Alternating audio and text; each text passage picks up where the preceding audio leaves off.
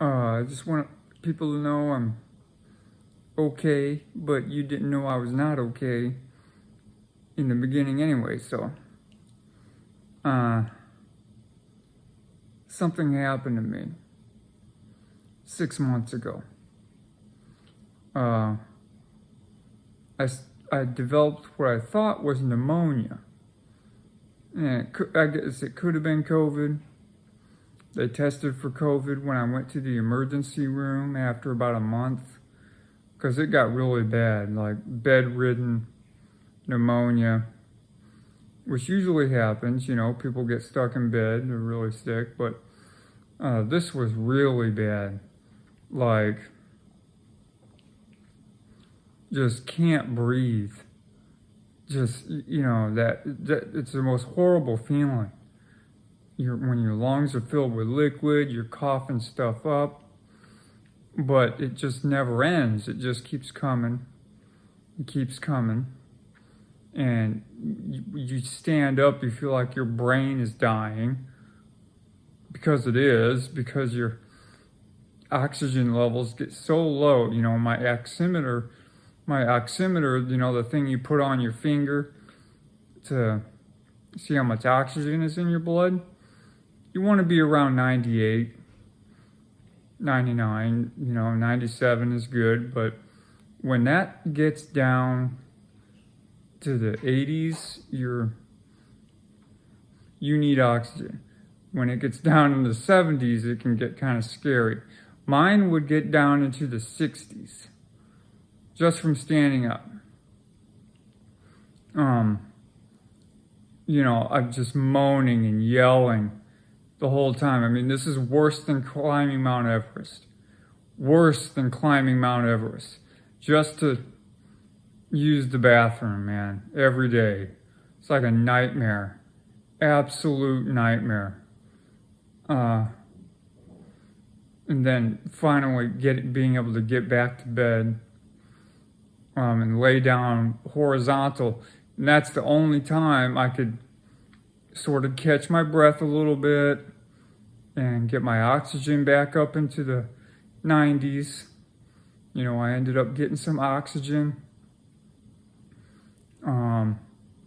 This is albuterol, vapor breathing treatments, which would help get stuff up. I went to the emergency room. They thought it was some kind of infection. They gave me an inhaler, which really didn't work. And, after 2 months of this kind of thing, you think it'll go away.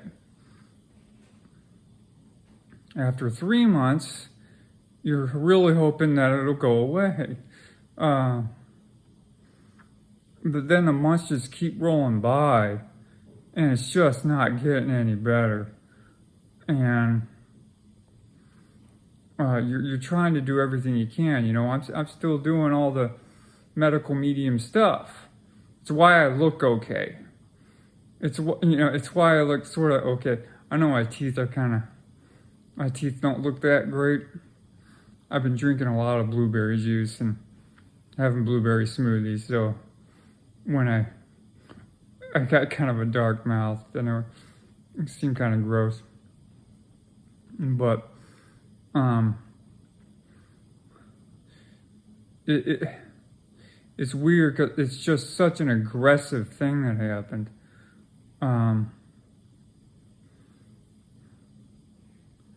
Really aggressive. Because what happened was I got an AC unit for my bedroom because my room is so hot in the spring and summertime. And there's no way to fix it. It gets so hot. So I got a portable AC unit that would cool things down really, really cold. And I would sleep with that thing on, making my room like almost frigid, like a freezer. And I would sleep with that, breathing this freezing cold air every night. And I think it kind of led to an opportunity for a pathogen that was already there. You know how they wait for opportunities like that, like when you're weakened, if there's an environment that they can get a hold of and be comfortable in. And me breathing freezing cold air every night I started to notice the pain after about a week. Got a real sharp pain in my lungs after a week of using this AC unit. I'm like, well, it should just go away. It's what you always think. It'll just go away. After 2 weeks, the pain was still there. After 3 weeks, it was like, this has got to go, because I'm noticing that it's getting hard to breathe, actually. It's not just a kind of a sharp pain. Now it's getting hard to breathe. So I got rid of the AC unit, but it was already too late, because it still just kept getting worse,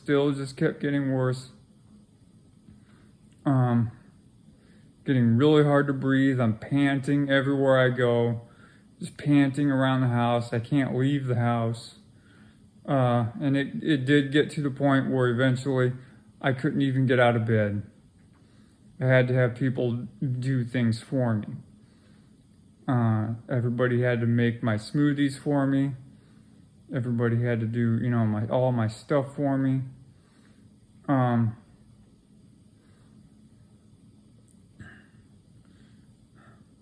I'm already in a kind of compromised state, because nobody knows this. Like, you do medical medium. How could you get sick like that? Well, no. I kind of destroyed myself over the past couple of years. Since I had my first session with Anthony in 2014, before he even wrote his first book, when I had my first session with him, I was perfect, pretty more or less, for about 5 or 6 years. I fall off the wagon a few times, but man, I was a raw vegan for 2 years. The first 2 years I was 100% raw. And boy, I never felt that good in my life. I felt so good. But then, after that, I started having some steamed potatoes. I'd have some steamed veggies, and I would start to make soups and curries and add more fat with, like making a curry with coconut milk. I'd make cashew garlic dressing for salads. I put some dulse in it, dulse flakes that were soaked, and kind of, pulse that in, and it almost like kind of the combination of the garlic and the sour from all the lemons I would use, and the saltiness from the dulse is just spot on, perfect for salad. Anyway, I was doing great like that for about 5 or 6 years. In 2020, something happened. I got overly confident. I thought I could get away with things. I started working at a restaurant. And it just made something happen in me. In about February of 2020, a few things happened. I started getting takeout because I missed Indian food. And there's this amazing Indian place right down the road from where I live. So I started getting a lot to take out. Didn't matter that it was vegan. Didn't matter, God knows what kind of oil they're using. And you know how much oil they use in takeout, in Indian food. So, I knew it was probably bad, but I felt so good that I just didn't care. I thought I could get away with it. I even started getting Middle Eastern food. I would have falafel, fried stuff. Like, you just don't know what's in that oil. It's probably canola oil, the worst kind of oil imaginable for feeding pathogens. And the fact that I started working at a restaurant, who knows how many bugs I'm picking up all the time. And then I just start feeding these bugs, and with this takeout that I was doing all the time. And for the first few months, I didn't notice anything. Usually if I go to a restaurant and I know they're using MSG or something weird in the ingredients, I can feel it the next day.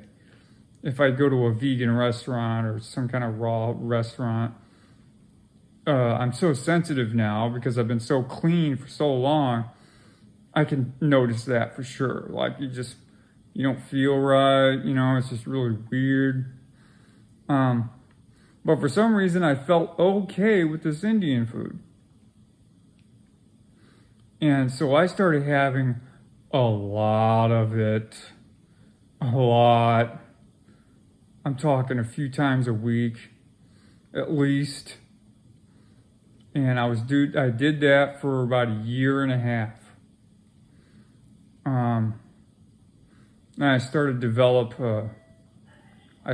develop some eczema, which I never had before. And some other problems that I don't want to get into. So I had some things going on. And I thought I was doing good because I had to get back to being strict again and being really, really disciplined as best as I could. But it didn't matter because you can't do both of those things at the same time. Because I was still doing the celery juice, the lemon water, celery juice, heavy metal detox smoothie, all my supplements, every single morning. And even in the early afternoon, I was still doing really good stuff. Still having salads, but in the early evening, boom, giant plate of Indian food.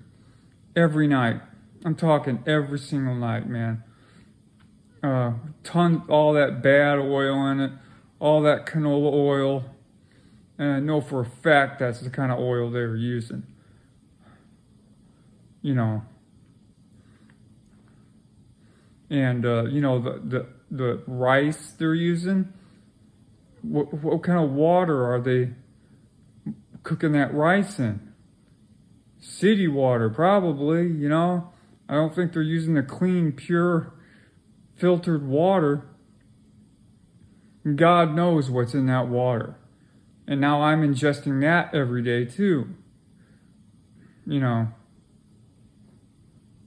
So, after a year and a half of just poisoning myself, even though it tastes like heaven, I started to get symptoms. Eczema, other things.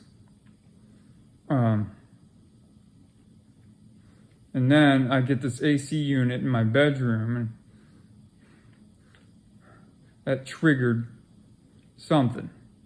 And with all this C word stuff going around, it makes you a little suspicious because I may have picked up one that was asymptomatic or at least dormant, and I gave it a perfect environment to flourish by breathing in freezing cold air every night, because you have no idea how hot my room gets. It is so hot in there, it's unbearable. You know how hard it is to sleep when you're just sweating from heat, your head stuck to the pillow. And I was sick of it. There was no way to get rid of it. The only way to cool down my room just a little bit is to make the rest of the house like an ice box. And I was sick of hearing my parents complain about it with how cold it would get. They're good people. It's not like they're complainers. They would just be like, "Ooh, this house is freezing." I'm like, "Well, my room is just about right."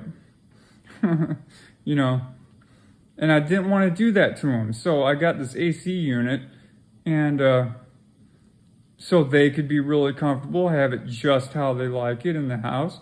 And it worked. Everything is perfect. But it's almost like I was at war with the hot air in my room.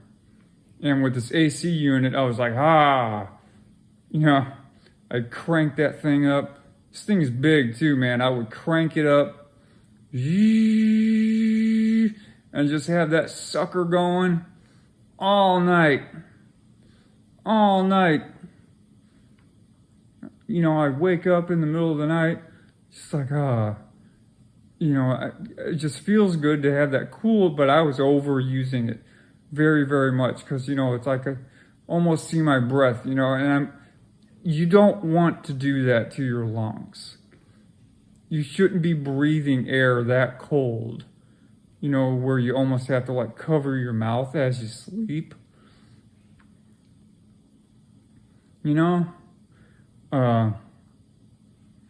But I was doing that every day for almost a month before I had to get rid of that thing because the sharp pain was turning into shortness of breath, and it was too late when I got rid of it, and it just kept getting worse and worse.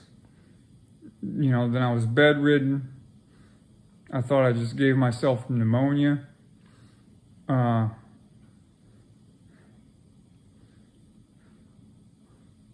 And yeah.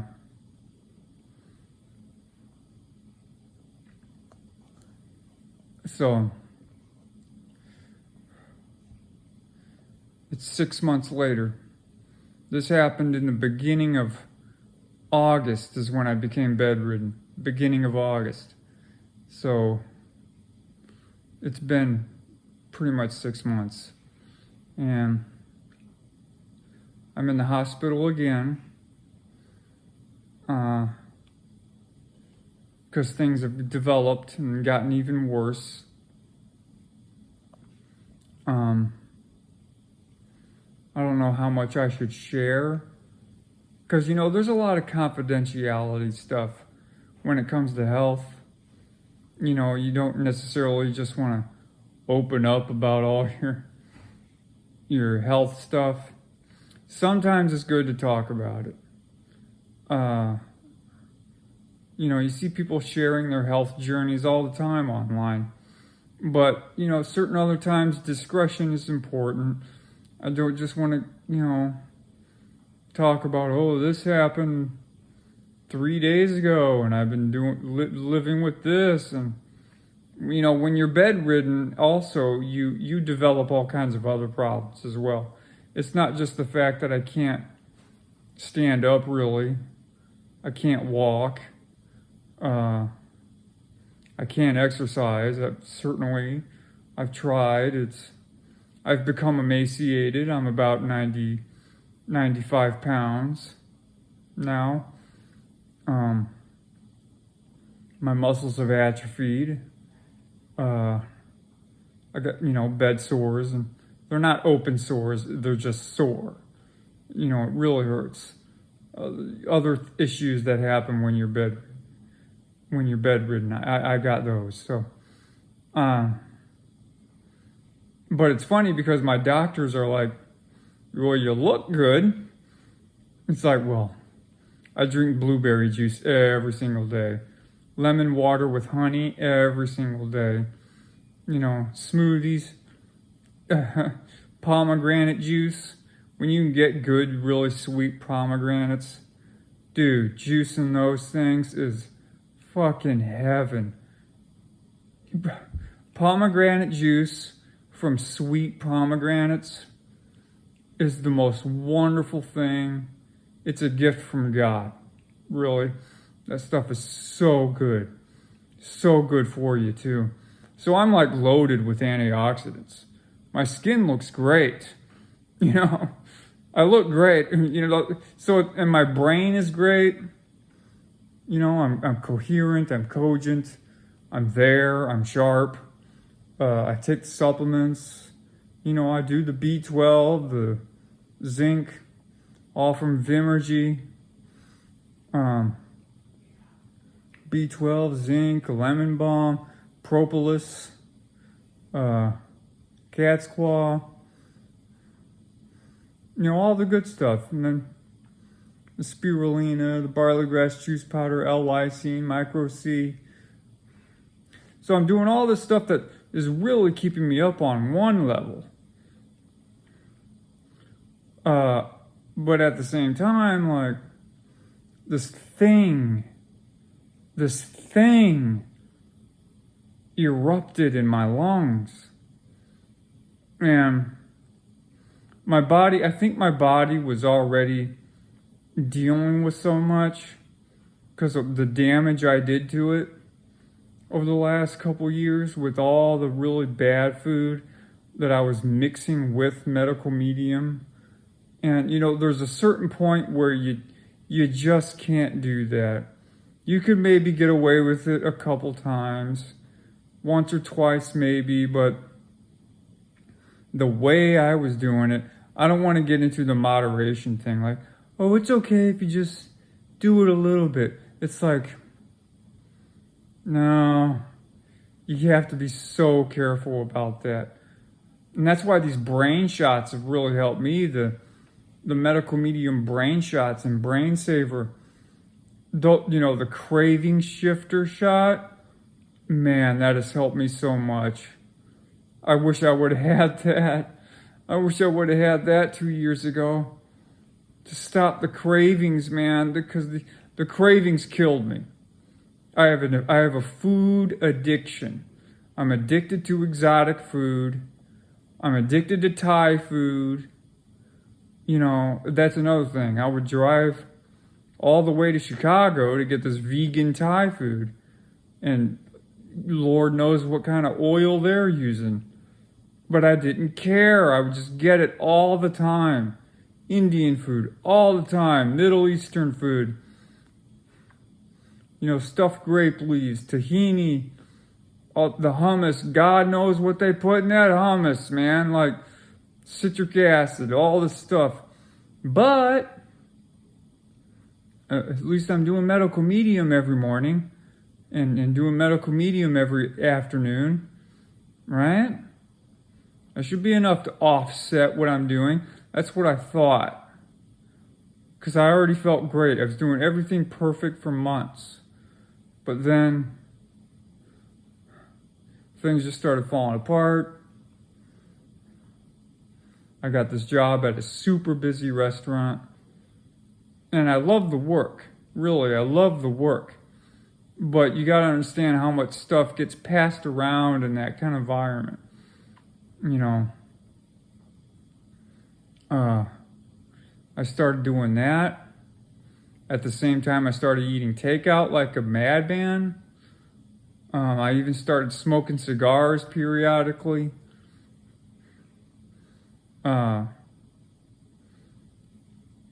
So I just ran myself into the ground. I'm trying not to blame myself, because I was doing the best I can. It's just the cravings were just so overwhelming, and I couldn't just stop. But, I did eventually, of course, only after I got really sick, do you try to stop all the bad stuff. Like, even before I developed this lung problem, I had to stop. Of course, I stopped getting takeout. Even before that, before this whole lung thing, I wasn't having takeout anymore. I stopped that like even 6 months before that. Because I had to. I was like, just can't do it anymore. I was already slowing down. I realized I had some serious issues. Sometimes I would fall off the wagon and be like, I gotta have it. Bleh. But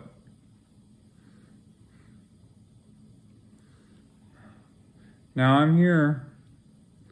And this is like funny because Anthony talks about how this kind of thing can happen with people who do medical medium. They get better. You know, they do it by the book. They heal themselves. Then they get confident. And they try to go back into old habits because they think they can. They think they can get away with it. But then they get even sicker than they were before. Before they even found medical medium, they get even sicker than that. And that's what happened to me.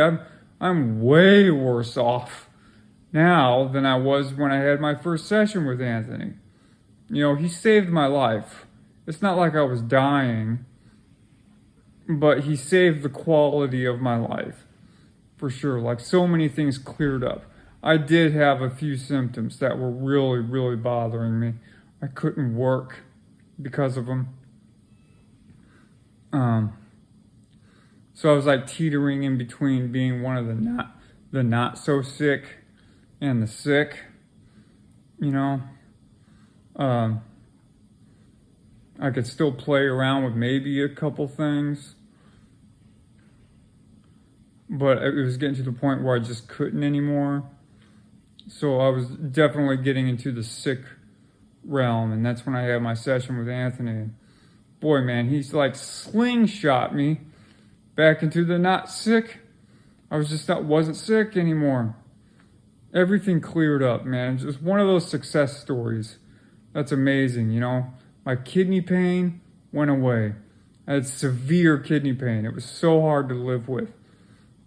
He told me where that was coming from and how to get rid of that. I had a head problem, real bad headache for a whole year. He told me why I had that, where that was coming from. He was telling me why I was having such a hard time with my diet, and he cleaned that up and cleared all that up for me. He gave me the green light to eat as much fruit as I could, as I wanted. And nobody's ever told me that, because I was one of these people who had fruit fear. Well, I thought if you ate too much fruit, you get diabetes, but he totally explained to me that's not how it works.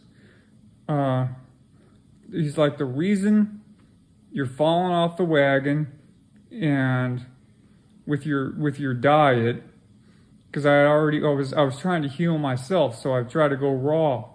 But the way I was doing it, it's like throwing carrots and cucumbers and you know, maybe some lettuce in a blender, blending it up and drinking that like it's a smoothie, you know. I wasn't having much fruit. And he's like, that's what happens. That's why you try to eat like that for a week. You give up, you break down, and you go to the health food store and get these vegan candy bars and vegan treats and rolled date rolls. Why? Well, because what's in all that stuff? Honey, dates, all the sweet stuff that your brain is screaming for. Your brain is screaming for glucose. It's screaming for calories. You know, your body is, and you're not giving it to yourself because you're afraid of fruit. He wasn't using these exact words, but that's pretty much the point that he was making. And that's why I was going through this cycle of trying to be what I thought was a vegan, having a breakdown, getting all this vegan junk food, gorging on that. Then I would try again. And, you know, it's just the binging that people do and that Anthony talks about that people do because they don't know what they're doing. Starving themselves of glucose, starving themselves of carbs, starving themselves of calories. And then they what? They go binge because they need to. You know, they think having potatoes is like the devil. You know, but they go and try to do it anyway.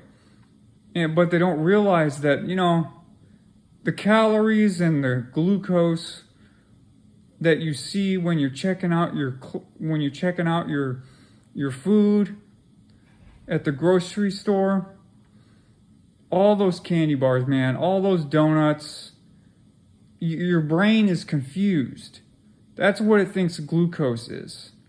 That's what it thinks you're in the wrong aisle. Go to the fruit section. You have a green light. You have a total green light to get as many melons, cantaloupes, oranges, apples, cherries, grapes, dates, mangoes, papayas.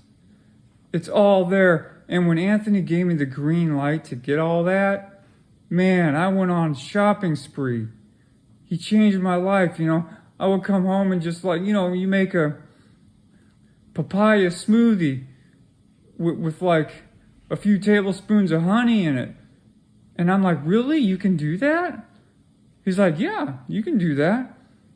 And I start doing stuff like that. And man, it was like being pulled out of the grave. I just went right back to work. And I had so much more energy than everybody. Just bouncing around. And I started to look good and taking the supplements. And Anthony, he changed my life. People were even telling me, you look so good. Your skin is just glowing. And you work so much. And I even started working out and going to the gym, something I've never done. And it's so funny because I was like that for 5-6 years.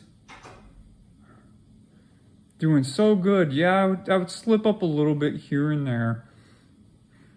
But nothing like I was doing. Certainly not getting takeout. I'm talking like medical medium type slip-ups where if I was out and I found a vegan restaurant that maybe had some gluten or something, or maybe I could tell there was maybe MSG in one of their dishes because I felt weird, or just something weird like that. Nothing too major, but nothing like what I did to myself over the past 2 years. Nothing since what I started doing in 2020. But it's been kind of scary what's developed. I don't want people to be afraid,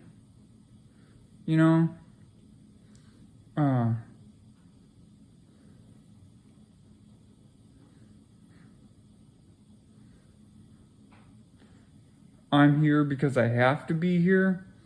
Believe me, I put it off for a long time. I didn't want to have to come here because I knew I was going to have to battle and do some fights about things like blood draw, and that's not fun.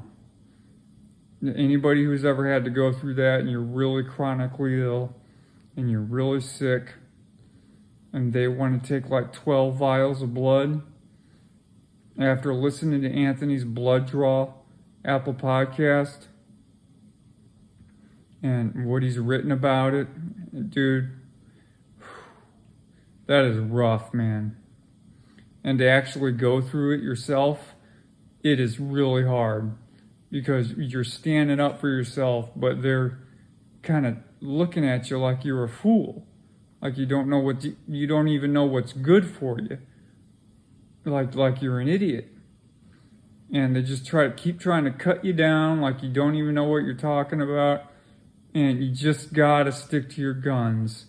I know it's really uncomfortable, and you just gotta tell them you just gotta stick to your guns. They can maybe take half vials. They say it's impossible. I'm lucky because I actually had a girlfriend once who worked at a blood lab, and the things she said would go on in there, it's kind of like the Wild West, you know, and you don't need that much blood. You don't need it. They don't use that much blood. They get their little panel. What do they do with all the rest of it? They just throw it away. You know, or they put it in some other mystery box to go somewhere else. You gotta listen to his Blood Draw podcast at Apple Podcast. You gotta listen to that. It's gotta be half vials. Because when they just keep pulling and pulling, and you know, they're gonna want even more. Yeah, they took 12 today. Then they're going to want to take 4 more the next day. And who knows how much more the next day. It's like, you think I have an infinite amount of blood? You think all those white blood cells, all my immune system, you think that just pops right back into existence after you take it? Like, oh, it'll come back after a day. Just have a cookie. Just have a cookie. You'll come back. Just have a cookie. Doesn't work like that, man. It could take weeks. It could take months to get that back. You're definitely not getting it back as quick as you're taking it away. Let's put it like that. People die. Anthony said this. He said it's the most unnecessary, sad thing, one of them, that he's ever seen, is people literally being killed from having too much blood taken from them. And it's a vicious cycle because they get sicker and sicker from having so much blood drawn. They're like, oh, they're getting sicker. Well, we should take more blood to find out what's going on. They take more blood. More of the person's immune system is sucked away from them. They get even sicker. They're like, oh, we should do some more blood panels and, you know, get some more labs done. It's like, and Anthony's like, look, I want people to get their labs done, but you have to look out for yourself. You have to take care of yourself. You have to stand up for yourself. And yes, I have had to do that here. And it's uncomfortable. I don't like being in situations like that, where I'm like basically doing battle with doctors and nurses who are absolutely convinced they know more than I do. I'm sure they do in a lot of ways. You know, yeah, they did go to college. They did go to school. They do, and they do have a lot of experience under their belt. This is their job. They're medical professionals. But when somebody like me just stands up and is like, you gotta draw a line in the sand somewhere. You know, they just kind of look at you like you have 10 heads. Like you don't even know what you're doing. All you're doing is making it hard for them to help you. It's like, man, look, I'm cooperating here. You know, I've been in so much pain. It's not even just that I can't breathe. There's a lot of pain associated with this. Severe pain. And, you know, coming here and finally, you know, being able to get some pain medication, which is like a gift from God, really. They're doing God's work when they can relieve that kind of pain. You know, I really needed it. I really, really needed it. But, you know, I'm cooperating. Yeah, I did start taking some of their antibiotics through IV. I started taking some of their IV steroids. They want to give me a couple Tylenol, I would do that. They want to give me a couple potassium pills, I would do that. Like, this is stuff I would never dream of doing. 9 months ago. Never dream. But when you're in a situation like I'm in, it's like, okay, I concede. You know, I'm cooperating. I'm doing everything you're telling me, but you gotta meet me halfway. You gotta meet me halfway on this blood thing. Half vials. I got a really good nurse in here who really listens. Thank God. And she hooked me up. She went and talked to the blood lab people and talked to my doctor, and they agreed to half vials. They did. So it's like chopping your blood work in half, and they still get all the information they need.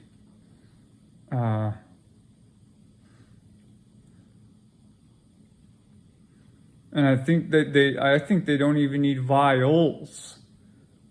I think they could get everything they need from just 1/2 vial. You know. But, you know, I'm doing everything the best I can over here. You know, I'm really taking care of myself. So, you know, lemon water, lots of honey. I got my blueberry juice. I got my hibiscus and rosehip tea here. I got smoothies coming to me. I have wonderful people taking care of me. So at least I'm not eating anything terrible, you know. So that's the situation I'm in. I'm doing my best. There's a lot going on in the world. Anthony has predicted it. He's prophesied this for his whole life. He's prophesized about this. This wave of chronic illness that's coming. A lot of these viruses are made in labs. And then now suddenly we have this controversy with gain of function research. And the way Anthony's talking about it, it's not a new development. Gain of function. Maybe that specific terminology is new. To take a somewhat docile virus, at least to humans, in terms of, contractability. It might be aggressive in animals, but it's not jumping to humans so much. And even if you put it in a human, it's like it doesn't know what to do. So gain of function is to give it that function. It's to genetically tinker it so that it does harm people and can be contracted between people. I cannot think of a more dangerous realm of research. It is just insane what these people are doing. It's like playing around with plutonium in a bathtub, thinking you're going to figure something out. It's that dangerous. It's that stupid. I don't care how much of a scientist you think you are, man. You are stupid playing with stuff like that. Anything gets out. It could so easily just destroy the world, throw the world into total chaos. And I don't think it was just one strain that got out. I think there were multiple strains. I'm very suspicious that I got one. Nobody just gets pneumonia like this. Even my pulmonologist, my lung doctor, he has no idea what this is. He's never seen anything like it. There's lots of scarring. I think it's viral, but that's just me, and I think it was very, very aggressive. Very, very aggressive. And my body was already dealing with so much, getting off of this kick from clogging my liver with, crappy food for 2 years. So my body was already kind of in a weak place in dealing with stuff. I was already trying to bounce back from that. I already did have COVID. Oh, hey, I gotta go.